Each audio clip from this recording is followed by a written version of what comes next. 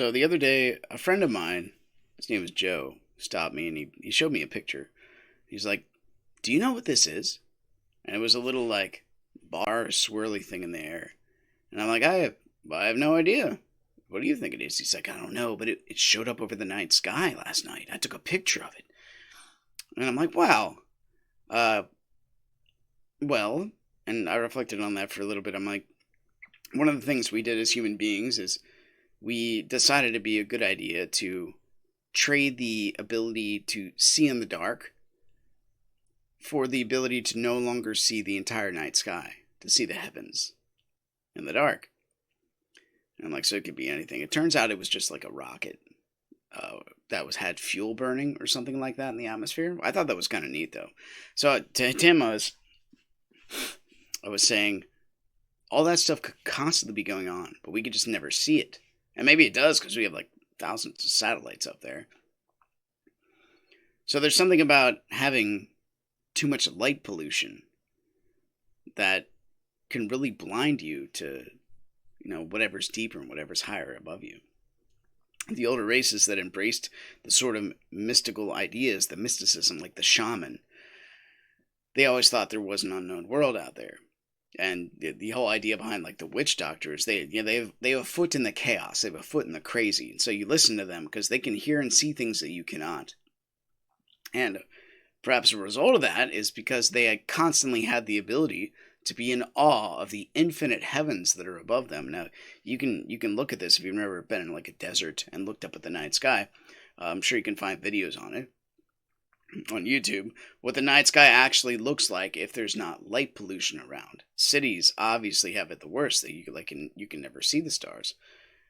There's always lights going on. There's like the world is always awake. There's never really a sleep time.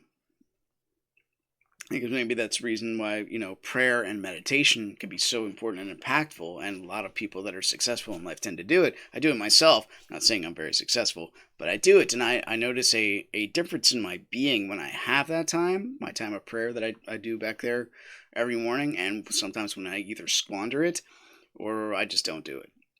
Because I'm not 100% disciplinarian. I do stray once in a while. I try not to, just like I try to eat properly, but sometimes you placate the demons, right? But that is kind of an offering, if you want to look at it that way. We are finite beings, you and I.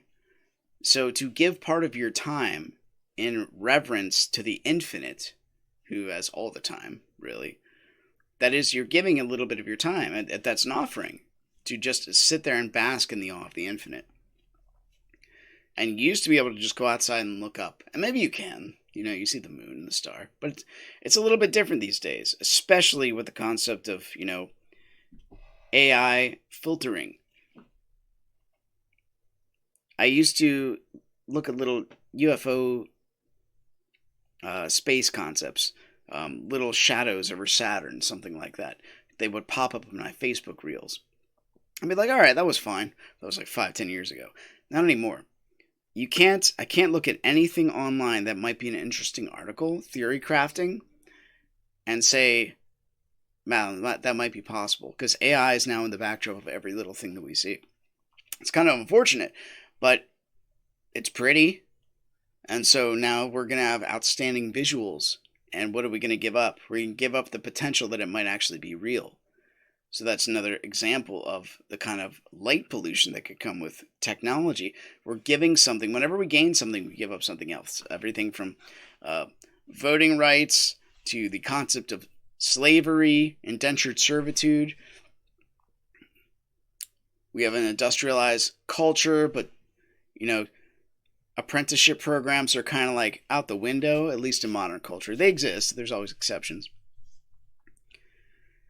So I started thinking, anyway, going back to the story about Joe, of other aspects of our life that suffer from the concept of light pollution. And maybe how I can prevent myself from getting, blinded, per se. Because light is just one dimension. As if that's all there is. But there's, depth, sound, taste, touch, smell. There's a lot of other ways, not to mention all the other dimensions we just can't interact with, but they exist mathematically. Like, who knows what the heck that is? So there's different depth to reality, and having sight being the only thing you have, you miss out on a lot of the depth. So I often go back to the Genesis story because I think that's one of the most profound things that's explanatory when it comes to human interaction with reality, the finite's interaction with the infinite. So when mankind woke up, he was roughly blinded by the concept of his vulnerability. Man and woman hid themselves, for they were naked and ashamed. There was nothing between them and reality. Like, they could get hurt, and they knew it. And they had amazing vulnerability. They tried to make clothing out of fig leaves. But God, the transcendent, had to provide something greater than that. Animal skins. There. Now there's a covering. The animal, the flesh, is the covering between you and the infinite. And I'm not trying to devalue light when I talk about this stuff. God said, let there be light. The idea of perception is mandatory when it comes to having a relationship with reality. Anybody who's conscious, whatever consciousness is, should be able to understand that. And God said, let there be light. Light and time go hand in hand. I think I've said this before in a previous video. You can't have time without light. You need the ability to perceive, and perceive happens over a progression. And that was good.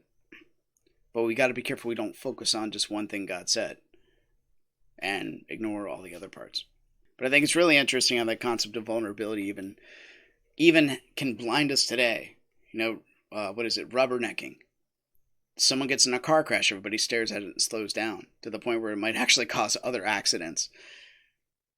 Horror movies exist. Why on earth would they exist unless they attract attention? Now, it might not be the ideal attention, but you can be blinded by the disfigurement of another person made in the image of God. Scenes of sheer terror. If anything, there are warnings like, hey, don't do that. But you can get blinded, especially when it comes to the concept of the negative. We are finite beings. And maybe we don't want to end. So if we figure out how to make that happen, to avoid that rather, to extend our life and to live out our days full of years properly, to experience reality in its best possible way, maybe we should pay attention when someone gets hurt so that way we don't. And then it's easy to dive into the idea that maybe that's all there is pain in life, because that's what's most real. Everybody dies in the end. A friend of mine at work, his name is Cruz, we were talking about this idea that between men and women, the idea of, as a man, usually you have to have one foot in Neverland. And what I mean by that is, a positive life and you winning in the end. That doesn't exist except in the ideal. Right? You're not going to live forever. But what does exist in reality is pain and suffering and want. Like those you can have readily available to you right now. And the ideal is always in the future, so it doesn't really exist right now. It's always in the future. The concept of heaven, always in the future. It can't be right now, and every time mankind has tried to force it to happen right now, mass bloodshed has happened. So we're in this constant war. But we have to accommodate the emotion. We have to accommodate pain. Why do we do that? Because in order for a person to wake up, they have to be subjected to it. What's the first thing babies do? When you smack them on the butts after they're born, they cry. You've extracted them out of the unconscious realm where nothing felt pain, everything was everything, and you created a being, or a being emerged. I mean, however you want to say it. You participated in the part of life that had you recreate yourself. God said, let everything have seed according to its kind. And the idea there is that God made life, that life could remake itself in perpetuity toward the future. I think that tethers very well into the idea of the Adam and Eve story, right? Where God had to extract out the emotional part from the logos, from the thinking part, from Adam, the pattern recognizer, the masculine element, in order that he would, interact with reality. Before that, it's like, here's all these animals, and Adam's like, well, that's nice. When you just sit there and brood, imagine if you had all the masculine and feminine inside of you. You would, like, brooding would be like, that would be the end. That was it. That'd be it. You sit there on a rock and think. What's the point? So the feminine's extracted from Adam. So mankind has something to do in reality itself instead of just, dwelling in upon itself. But I'm going to go into that a lot more later. I want to stick with this concept of light pollution. These similarities are also echoed in thought, and this is really kind of blinding in the political realm, right? If you surround yourself with an echo chamber, well, of course you're right. Everybody around you agrees with you. Like, you almost have to make it a point to contend with the devil's advocate. And that makes you more real. I do this quite often in apologetics. I want to understand, that's why I do public speaking. I want to understand first off, what I'm saying, I miss things. So I want to understand exactly what I'm missing, how stupid I am, and I want to be corrected. Now, hopefully not in public so much, and hopefully politely, because the idea is we get toward truth. But you want what you know to be true to be as real as possible. At least, I don't think anybody wants to live for a lie. Rather, nobody wants to die for one. Right? The truth has some bearing in it. You can go the way of apathy and say there's no point in anything, but pain usually has a different answer for you. There's no point in not walking in the street when there's cars. You know what I mean? Eventually, that philosophy, it's unlivable. No one can live like that. One of the things the night sky does do is give you the fear of the unknown. Because God is the ultimate unknown. And the fear of God is the beginning of wisdom. You want to figure out what's going on there. Do what you can to appease whatever's high, whatever you can't see, whatever's ultimate, whatever's on the fringes. And maybe you want to give yourself a mirror instead of just pointing at whoever does not agree with you, because they're not in your echo chamber, and see exactly what's going on with yourself. And in that kind of light pollution, there's no shadow. This is something else I'm wrestling with right now, and I want to eventually pen a book on philosophy, the concept of the finite and the infinite, light and shadow, right? You can't have the infinite within the finite. The finite has to be extracted out from the infinite. Eve has to be extracted out from Adam. But it's almost like they both make each other more real. Like, you can't have an infinite infinites. How many infinite gods would there be? I mean, that's in the theory crafting sense, there can't. There's just one infinite. And then there's the finite. How many finites can there be? Well, there could be a lot. I think one thing that happened is, like, we look around us and we, if you go back to the biblical story, we named the animals, right? So everything that is like that is a cat. Everything like that's a dog. Everything like that's a person. Well, we didn't really do that. Not really. We didn't name ourselves. Something above us named us. Adam only named Eve after the fall. But I think what happened in the fall, so to speak, at least the allegorical sense, is we went from being just like a group, like felines, canines, Homo sapiens, into the individual. So now the adventure was in the individual instead of the collective. Now, one of the terrible downsides to that is we no longer have collective potential. Like, we have this vast universe out there we can't even see now because of the light pollution. Imagine if we all worked together, understood our ideal, or the collective unconscious, like what Jung would say. And we would be hitting the stars right now. We would figure that out. But we're so busy with our internal struggle that's it's the whole Star Trek philosophy, right? There was a lot of war, and then you hit the underpants gnomes, where it's just a bunch of question marks for South Park. If you're missing that reference, I'm sorry. But it's like there's a giant war, and then everybody agreed we should just work together, and we abolished all currency. Yeah, that won't happen. Like, not in this reality, sorry. But it's neat to theorycraft if mankind actually would do that. That's the other side of that with Gene Roddenberry. We would be in Star Trek. We'd be traveling the stars. But what we got out of that is we got individuality, the individual person. We have an infinite number of finites. Maybe not that many, but you know what I mean. Like, it's a lot of people. A lot of people have existed on this planet since time began. We also have the screen element, which provides another layer between, what's you and what's real. So showing me a picture online doesn't really, like, skepticism should be your number one response when it comes to talking or looking at anything online these days. It's very tough. There's exceptions, and online can be entertaining, but it's hard to believe anything, like anything at all. AI's gotten too good. I can only imagine how it's going to be in like 5 or 10 years. But you can also have the opposite of it. Like, it doesn't have to be light and perception. Like, feeling can also kind of overwhelm you, especially in the individual sense. Anger, fear, disgust. Every emotion philosophizes to its own spirit. That's another Nietzsche saying. So if you're angry, you're going to use your reason, your logic, your logos to, allow that, what it's possessed you, which is the anger, the emotion, to control you. Now, it takes a bit of, intentional time to understand when you're angry. Like, the second you start to realize you're angry, that's when it starts to lose its power over you. So it's almost like the concept of seeing can help you see yourself. That's one of the mirrors that religion gives you. At least I think so. But I think one of the ultimate dangers of light pollution is that we can do it to ourselves. We can do it willingly, and we can like what we do.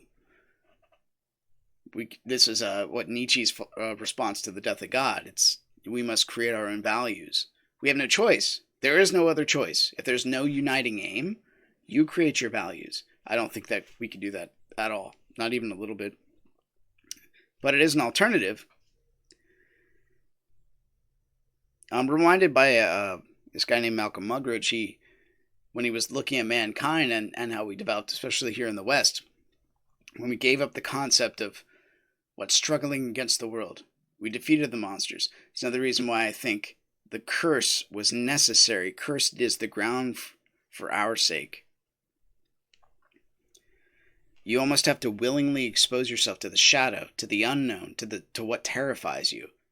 Because if not, you turn into Sleeping Beauty or Gautama Buddha. In Sleeping Beauty, they hid all the needles from spinning wheels, and then when she finds one, she just willingly plucks her finger on it.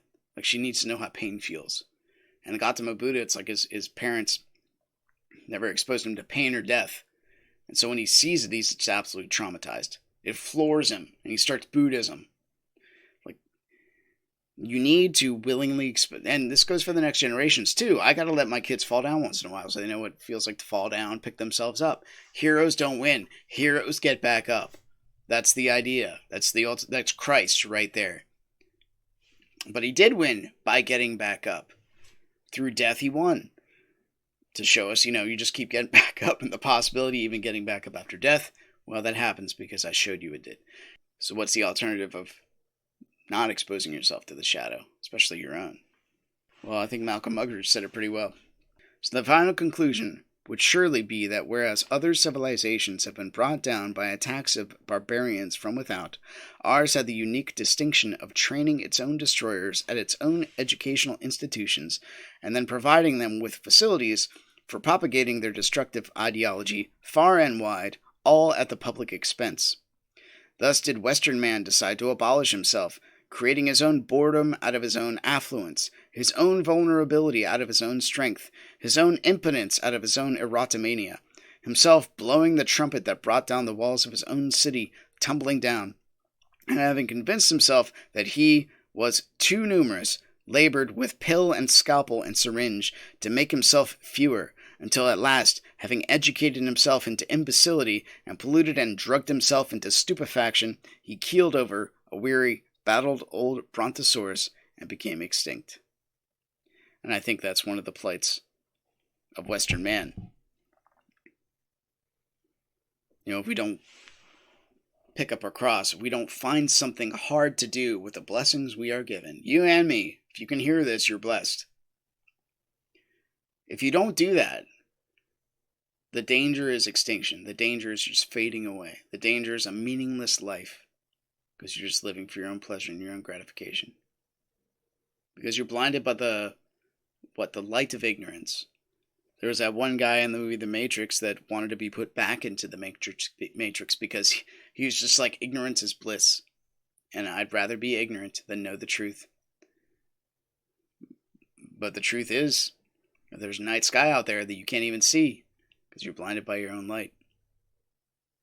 So what does it take to pull the light down, and expose yourself to the unknown, to take a risk, to see what you can see out there? So anyway, those are the thoughts that are going through my head while I drive my forklift around. Hope you enjoyed it. Like and subscribe and all that. And thanks for giving me a hearing. And I'll see you next time. Take care.